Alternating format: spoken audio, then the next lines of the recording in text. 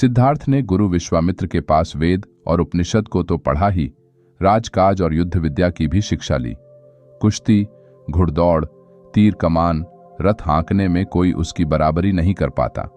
16 वर्ष की उम्र में सिद्धार्थ का कन्या यशोधरा के साथ विवाह हुआ।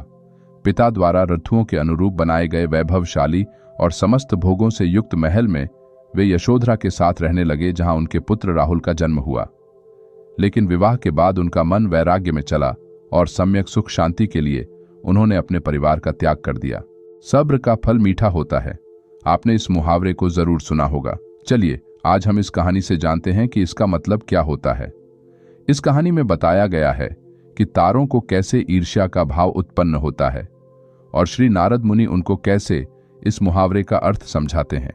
यह अत्यधिक सुंदर और प्रेरणादायक कहानी है। आप इसे कहानी को पूरा सुनें।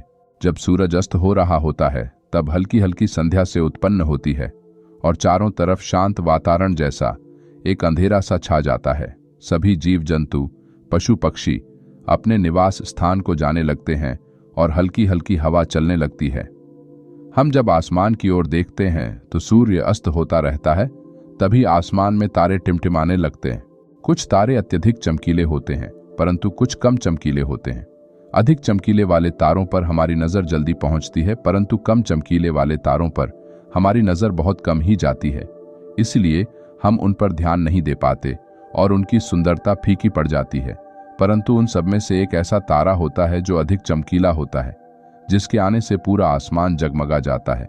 वह इतना सुंदर और चमकीला होता है कि उसके जगमगाते ही लोगों के चेहरे पर खुशी आ जाती है। उसे हम स्वाति नक्षत्र के नाम से जानते हैं। अत्यधिक चमकीला और सुंदर होता है, जिसके आने से लोग खुश हो जाते हैं। इसीलिए बाकी के नक्षत्र स्वाति नक्षत्र से ईर्ष्या करते हैं और अपनी इस ईर्ष्या की कथा को श्री नारद मुनि को बताते हैं।